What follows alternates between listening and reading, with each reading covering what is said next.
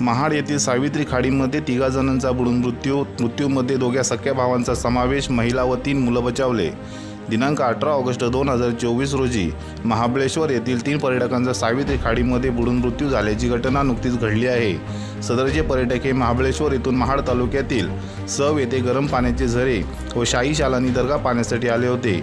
महाबळेश्वर येथील एकाच कुटुंबातील 6 जण व त्यांचा एक मित्र पर्यटन स्थळी आले होते। यापैकी 3 जणांचा बुडून मृत्यू झाला असून रेस्क्यू टीम यांनी या 3 मृतदेह बाहेर काढले आहेत। मनावर शाबुद्दीन नालबंद वय वर्ष 38, नीलावर शाबुद्दीन नालबंद वय वर्ष 28, जाहिद जाकीर पटेल वय वर्ष 28 राहणार महाबळेश्वर अशी 3 नावे असून यापैकी 2 सख्या भावांचा बुडून मृत्यू झाल्याची माहिती मिळाली आहे।